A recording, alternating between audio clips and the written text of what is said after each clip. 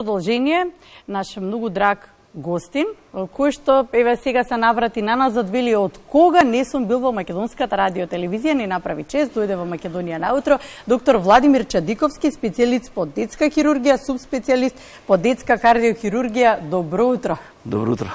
Титулите кога треба да ги прочитам? Ја дури ги вака кога ќе дојдам емисија се подсетувам, иначе вака толку веќе не ги ни забележувам. За работа.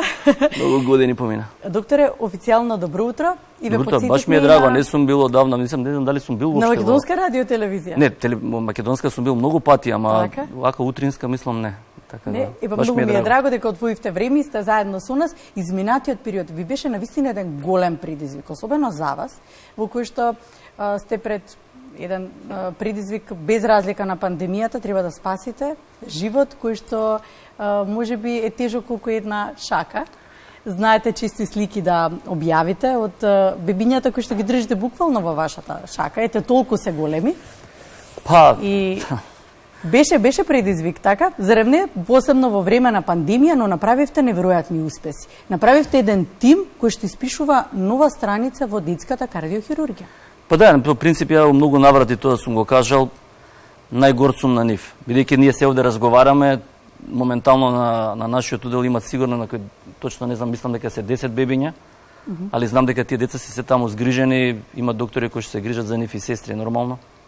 И тоа сум навистина најгорд. Ама помина многу време. Тоа е мислам онака кога ќе се вратам на назад од оваа дистанца, вака да можеме да седиме и да па не, јас сум 22 години со деца во третирање на деца, од 2013 сум кардио. И баш онака кога ќе вратам, сега имам некое предавање во Истанбул на 1 октомври и као единствен као странски предавач сум на тој симпозиум. Бара моите почетоци, да ги кажам. Тоа беше најинтересно, значи како сум успеал од 2013 прв пат во живо да видиш срце, да дојдеме сега да правиме ЕКМО на деца. Мислам, тоа беше така да многу тешко ми е предавањето да го спремам, морам да кажам. Не знам како да почнам да зборам за себе. Но вашите дела зборуваат многу за вас. Гор сте на тимот кој што го направивте, се гордеете дека имате млади колеги, млад тим. Верувате, имате кому да верувате, велите сега додека седам тука, некој таму работи и сте спокоен.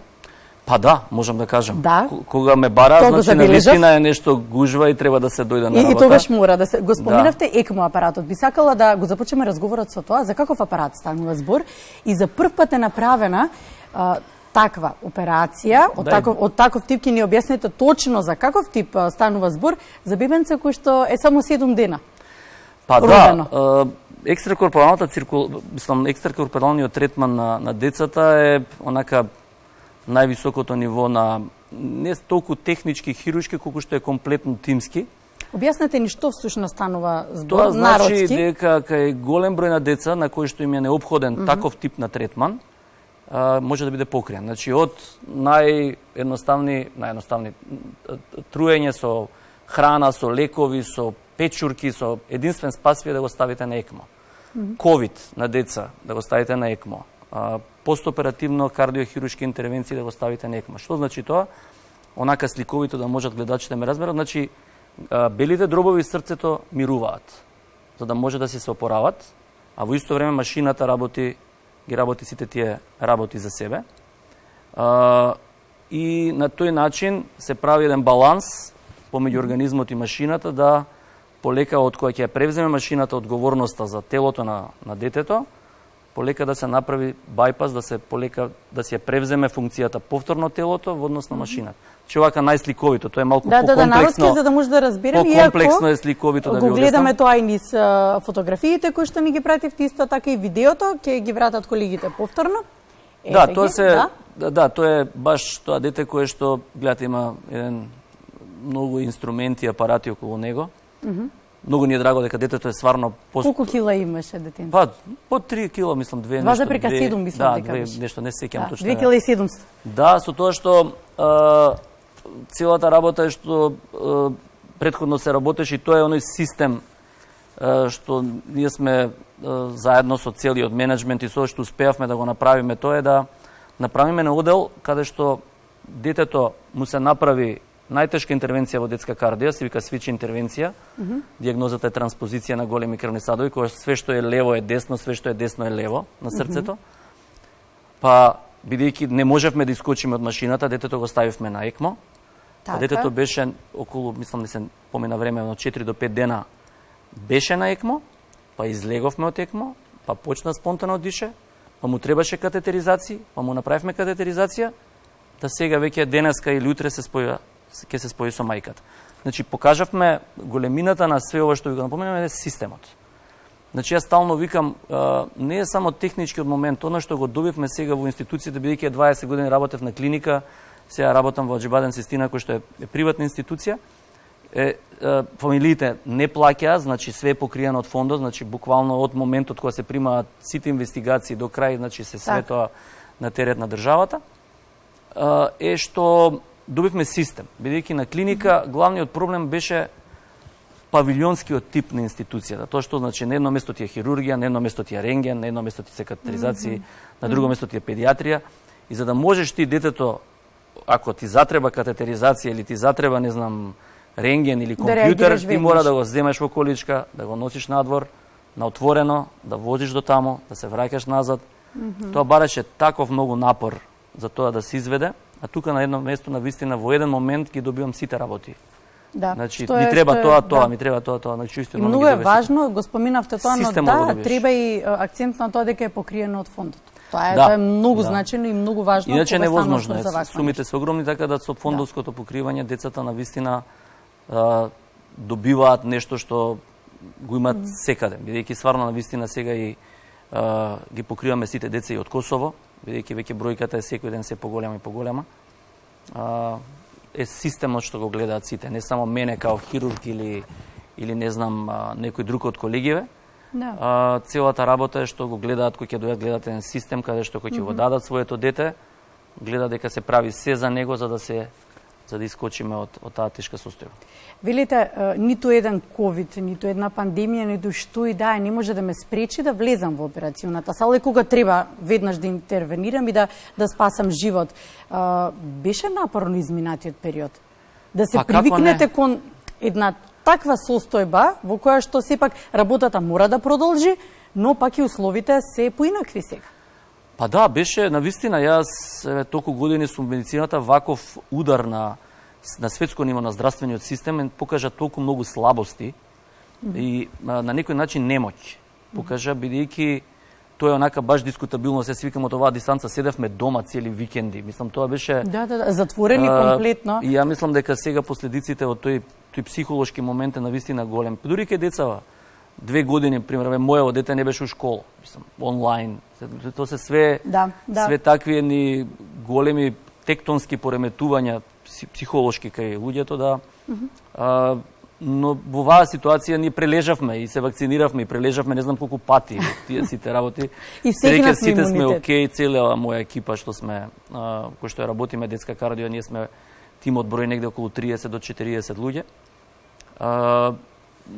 Навистина беше, се пореметува, двајца болни, тројца држат цела смена. Мораше да продолжи и се правеа успешни операции. Имаше моменти, јас мораше на момент, па среќа останам, мораше со температура, бев во тој момент баш болен од ковид.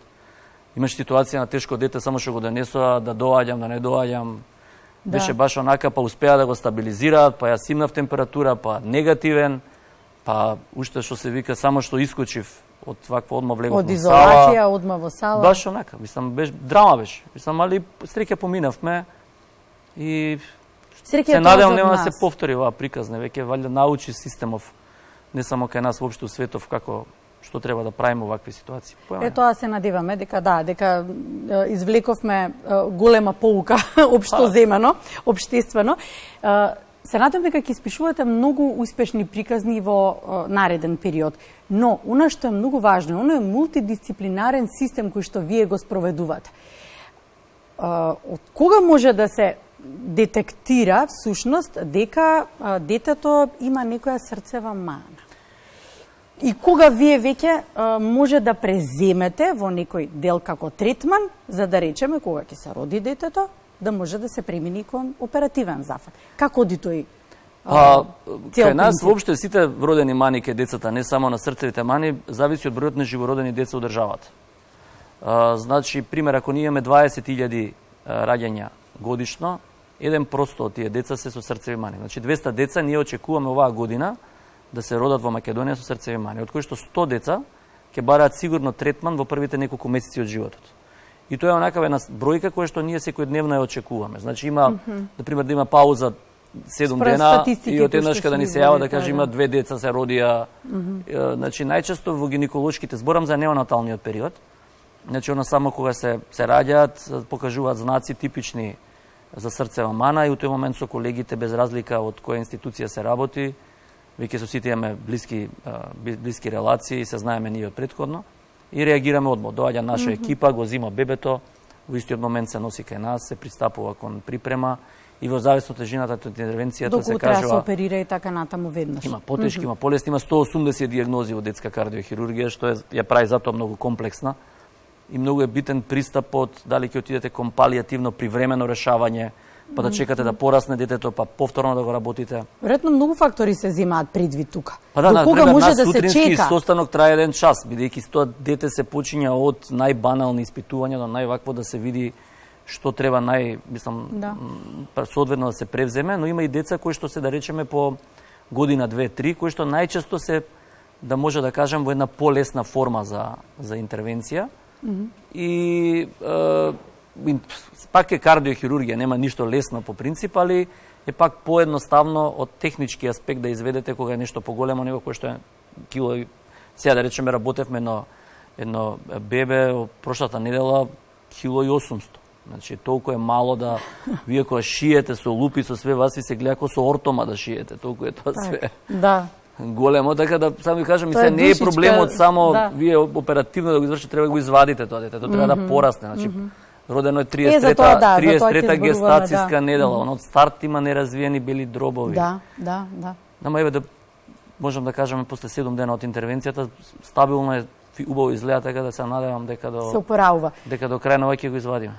Да се навратиме повторно на тоа дека уште додека е бебето во утробата на мајката, која гестацијска недела тоа може да се види дека детето после 22 гестацијска недела веќе може да се, бидејќи знаете, ја стално викам, срцето дава живот и зива живот. Кој ќе остане некој бремен, прво што чекате и го држите онака дали има срцева акција. Да, и да го слушнете како чука. Да, и тоа ви е првиот знак, и така да рачунете дека оно најбрзо се развива, но и е најподложно на можни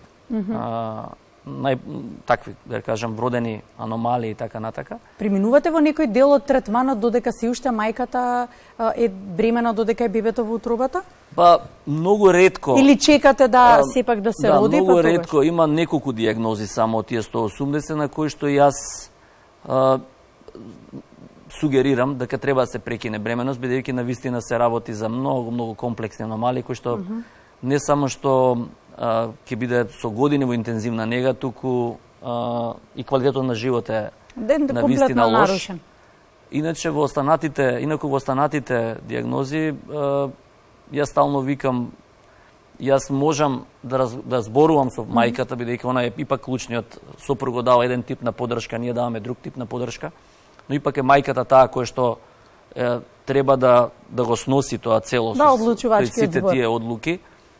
И ние пробуваме да ги објасниме сите, да ако веќе се одлучи да продолжиме да се бориме за тоа дете, кои се чекорите што треба да ги направиме, бидејќи најчесто кога знаеме, бидејќи тие се откриваат негде 33-та, 34-та кога се веќе гестацијска недела, и кога веќе ќе откриеме дека има некаква срцева мана, многу е поедноставно бидејќи веќе знаеме како да се организираме. Бидејќи ако се одлучиме па не, да речеме знаеме дека има и веќе кога ќе се породи мајката без разлика во која институција, ние веќе сме спремни. Дека детето има веќе некаква мана, иначе во истиот момент екипата е веќе спремна, само што ќе искочи бебето ние го зимаме. Така да нема можност за дополнителни компликации од типот да помине време док се открие, можни инфекции, можни сите тие работи. Затоа толку важни тие скрининзи за време на бременоста. Детето од кога ќе се направи одреден тип на зафат, операционен зафат, за квалитетот на животот понатам. До кога вие го следите? До кога треба да се следи? Како понатаму, според искуството, што може да кажете за понатаму, колку е, да речам, тој квалитет на живот блиску до децата кои што се родени нормално, во регуларна гестацијска недела и така натаму? Па има 5 степени, така се делат аномалиите, кај бројните аномалии на срце. До трет степен најчесто имаат сосема нормален квалитет на живот. Сите тие други деца што се меѓу 4-тиот и 5-тиот степен, бидејќи бараат по неколку интервенции, не е само една. Ограничувачкиот момент е активен спорт. Тоа значи не може да биде фудбалер да тренира 8 сата дневно, не може да биде војник, може да биде доктор. Евентуално. Али по принцип имаат релативно, кој ќе ги видите тие деца кои што имаат навистина комплексни мани, бидејќи доваѓаат веќе бројката што знам до сега. Ги следите вие понатаму? Па најчесто да, дори прегледи? ке мене секојаш вратата отворена и дури некад се изненадувам, нема да ги видам со години, ќе се појават на врата, не ви се верува колку пораснале. Баш онака, мислам баш е на убаво чувство. Скоро, не знам, сигурно помина од кога позапочнавме на 1500 интервенции се веќе. Во Аџибаден веќе дојдовме, мислам баш и некако се погоди, мислам имаме јубилеј на 300 третмани на деца во Аџибаден. Така да и тука е веќе бројката голема. И така стрикни сме, бидејќи после толку години, бидејќи во Македонија никогаш немало, ние сега го гледаме зашто цело време тоа се прашува. Знаете, на македонската 2 да влезеш во род, 3 да излезеш, која цело време си викаш, бидејќи е многу системска работата, многу зависи од државата, зависи од тимот, зависи од системот, од институцијата каде што сте, од надворешни влијани видовме сега и со короната. Значи све е тоа да имаш ти еден систем каде што ја што викам да не зависи од мене, ја да не сум таму, да тој систем продолжи понатака. Тоа ми е онака баш таргет кој да што оставите да остане, за себе. бидејќи сега еве и се појавуваат и млади доктори, се повеќе. Што е добро? Па одлично, мислам, тоа е идејата на целата работа. Да, и што остануваат кај нас во државата, што не заминуваат. Па да, по принцип е добро. Мислам, најважното се. Сакам повторно на темата да се вратам. Споминавте неколку пати дека има колкава е бројката на срцеви диагнози, но кои се најчестите срцеви аномалии со кои што се среќавате? Како да ви кажам? И тука го прашувам тоа во контекст на тоа дека малку мајкеве се во недоумица, некои симптоми во развојот на детето, може и од периодот и така натаму од развојот, знаат некогаш и лажно да асоцираат на некоја состојба. Како најчесто да се препознае, кога да се Па не, интересно е кога ќе почнете да го работите ова. Значи ја можам да ви кажам сега што пише во книга. Кои се најчести, кои се... Не, од ама искуство. праксата покажува сосема друго. Као налети одат. Мислам, има еден период, едни диагнози кои што се релативно тешки, еден период ги нема и потоа еднаш како го налет ќе се родат неколку деца со таа диагноза. Па после доаѓа други и така натака. Така да ние се наоѓаме сега во една ситуација кај што бидејќи децата најтешкиот дел од детска кардиохирургија е неонаталниот дел. Кога имате вие само бебиња на одел. Бидејќи кога е поголемо дете и кога имате да речеме овие стандардни АС, ДВС, ние што ги викаме како отвори на пред коморите, многу ретко ги гледаме бидејќи не можеме да доеме до операција на нив, од тоа што имаме многу бебиња. Принципот на нештата е што нормално дека имаме разбирање од менеджментот и тоа ние нонстоп мораме да примаме сестри, бидејќи ова е таков тип на интензивна кај што една сестра мора на едно бебе. Значи една сестра не може да гледа 3 бебиња. И тоа е проблем. Бидејќи сестрите се многу клучни во овој систем, бидејќи децата примаат по милион лекови и бројката на сестри нас ни е голема во бројот на кревети, бидејќи моментот ние кој имаме 8 бебиња на одел, сите на машина, вкупно тежат 20 килограми сите да ги соберете, вие мора да имате една сестра на бебе, една сестра на бебе, една сестра на бебе. И бидејќи сите деца што нас ни доваѓаат од некаде, од кај да се, они доваѓаат со инфекции. Значи, вие не може да имате чисто дете. Не доваѓаат, не се тоа херни, слепи црева или такви. Тоа се деца кои што од секаде од некој породилиште доваѓаат нормално или инфекцијата од мајката, или од... И вие од еднаш како ќе дојдете, начинот да се пренесе инфекцијата во интензивна е ако една сестра работи со 3 деца. Значи, затоа и ги изолираме, имаме посебни простории со негативен притисок, кога ни доваѓаат децата, прво ги сместуваме од таа просторија, И една сестра стои на него, бидејќи ако таа сестра преде на друго дете, веќе може да не прошири инфекцијата.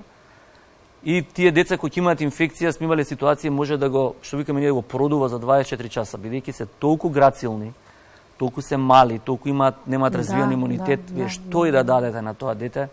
Што и да направите и како... Едноставно, некогаш не можете да искочите победници. И тоа навистина, јас мислев како ќе стареам, знаете, нормално си викате као... Дека ќе се привикнувате со професијата? Ќе се привикнеш на тие стресови, бидејќи таман ќе имате некои десетина деца, ќе помине супер 11 дете, нема да може да искочите победник. И како старам, потешко ми е некако. Ја мислев дека полесно ќе ми биде, потешко ги преживувам тие работи, ама тоа е животот. Можеби тоа е дел од карактерот, докторе. Да, и можеби е дел од карактерот, едноставно и ве гледам и во зборувањето, во објаснувањето и пред и зад камера, дека едноставно се соживувате со секој пациент, со секој дете кој не можете, вие кој тоа дете лежи кај нас. Значи ја имаше, ќе спомнам стално, имаше едно детенце лежеше кај нас година и не знам колку време. Само имаше навистина многу комплексни аномалии, но тоа дете ние му правевме роден ден, Нова година, не знам, први заби пораснаа кај нас. Само да ви кажам, и ти нормално тоа дете после толку комплексни операции, све на крај едноставно замина. Не можеш што ти е као буквално сите го гледаш, така да доста има своја приказна, али јас стално неколку наврати тоа сум кажал, кога ќе легнете вечерта, знаете што сте направиле. Имате некаква прича дека денеска ова беше така една професија со многу предизвици, но и излеговме како победници. Би сакала да заокружиме разговор на тоа што и ви денеска почва школската година. Да. Со еден убав и голем предизвик за сите, што деца, што наставници, што родители, сите сме во приказната. Можеби кога се школските деца во прашање, можеби велите со поголемите деца потешко да се види некој од тие почистите аномалии. Тие се тие шумови што ги викаат, најчесто... Да, кога треба да се вклучи алармот за школски деца за да дојдат и да ве побараат?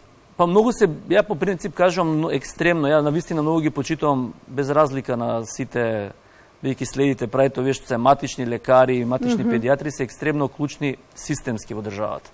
Да. Значи, јас стално викам, ние се грижиме пример годишно за 100, 120, 130 деца кои што се тешки, веројатно се најтешките у државата и така натака, но системски кој ќе видите дека тој матичен педиатар или тој општи лекар гледа по 100 дневно, едното и другото мора да кореспондира. Значи не можете без нив, окей, супер, не можете без нас, али во секој случај мислам дека они се многу битни во таа превенција и откривањето дека онако слушне шум, дека треба да го прати, да го согледа, да видиме не е ништо. Најчесто е тоа што може да се јави шум? Па шумот е прво, кога ќе ставите слушалица, стетоскоп, гледате дека има шум, тогаш мора да се интервенира, бидејќи главниот проблем со шумовите, да речеме и оние отвори кај возрастните, бидејќи има една дилема која што постои, кој да ги третира и ние најчесто ги превземаме, бидејќи цел свет го прави тоа, има возрастни со вродени мани. И кои што ги откриваат на 30-40 години, дека имаат мана. И беше прашањето кој да ги третира, дали адултни кардиохирурзи или детски кардиохирурзи. И кој ги презема? Вие ги преземате? Па ние ги преземаме, али тие се најчесто се решаваат интервентно. Значи, сега знам треба да имаме неколку возрастни, пример, имаат отвор на предкоморите, кој што е 3-4 мм. И нормално се развиваш, ти немаш никакви проблеми. Проблемот со тие отвори што прави инсулти во глава. Значи прави инфаркти во главата. И од еднашка се појавуваат, тие се мали инфаркти. Вие кои ќе приметите дека млад релативно човек, 35-40 годишен, имал инсулт, прави компјутер, гледа дека има на мозокот пореметување, прво што се прави, се проверува. И кој ќе видите дека има таков отвор, мора со амплацер или чадорче, кој што се вика, да се влезе, да се затвори тоа. Но веќе рутински велите се ди операција. Да, тоа е денеска, го правиш, утре си одиш дома. Да. Но мора да го направиш, бидејќи тие инсулти се константни. И веројатно со текот на животот и квалитетот на животот го нарушува. Значи, ви кажувам, може да умрете. Ако ви настане големо запушување во мозокот, едноставно има и фатални последици, нешто што може го затворите, да кажеме... И да биде како рутинска операција. Најлако. Докторе, безброј прашања имаме за вас. Некако па не знам колку време помина. Да, разговорот не може да заврши, но времето ни е тоа. Да, ја треба да се вратам на работа. И вие мора да се вратите на работа. Се надевам дека од вас ќе слушаме само успешни приказни кои што ги испишувате. Навистина, драго ми е што слушам каков тим создадовте, колку сте успешни во работата и дека зад себе оставате нешто на што се гордеете. Најмногу. Тоа ми е најонака, мислам, баш ми е драго и се надевам ќе се видиме повторно утре. Пола и од работата сте завршиле, повели. Да, може да дојдете. Ви благодариме. Фала и на вас. Навистина убав разговор и не требаше да има крај. Па сега имам јас и уште неколку прашања. Ама ајде, ептен сме со времево. Ќе мора да ни дојдете повторно. За прв пат го гостуваме докторот, но ќе мора да ни дојдете повторно. Ќе дојдеме. Ја обеќавам ќе дојдеме у некоја наредна прилика. Ете така, може. Кој ќе имаме нешто интересно. Благодарим. Ви благодарам и вас на поканата.